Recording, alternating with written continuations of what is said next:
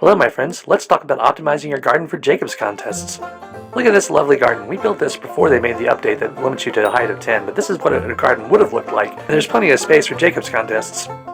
After the change, now we have this type of garden, and you can see there's a lot less space here. We only have 10 blocks to build up, and that means we have to have a lot more of an optimal setup than we would have before. So now we need to have as many rows as we need to do one complete Jacob's contest for one person, and there's not really going to be a lot of room for other things beyond that. So how many rows do we actually need? Each crop's going to be a little bit different because they're all cut at a different pace. Luckily there's a straightforward way to calculate this out. Let's take a look.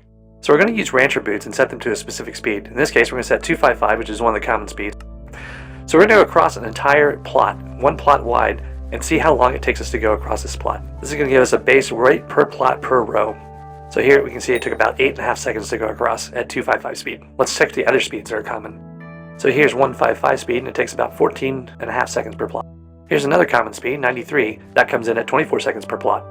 So now we can take the total time in one contest and divide it by the time per one row per plot and find out how many rows we need to complete one contest.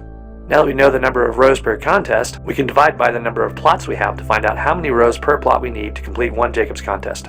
Let's take a look at some of our examples.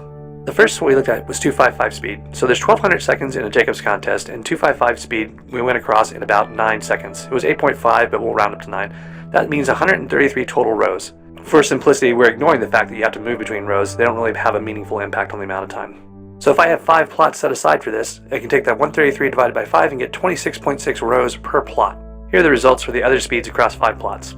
And here across 10 plots. So what should we do with this useful information? Well, we can start laying out templates and see how many rows we can fit in a particular plot. Now this particular template is not necessarily the most ideal. It only incorporates 6 crops. And even some crops like wheat and potatoes and stuff don't have enough rows. But this is the basic idea. You want to lay them out and see what you can fit into the one plot. Once you've satisfied with your template, you want to go ahead and build the entire plot, and then you can go over to the barn and save your plot. To save a plot as a template, you just go to the desk into the configure menu, choose your plot, and at the bottom there's a save preset button. When you click on that, you get the option to name it. Use a memorable name so you don't have to paste something to find out what it is. To use a preset template, you go back to configure, go to a plot, and then choose one out of the list.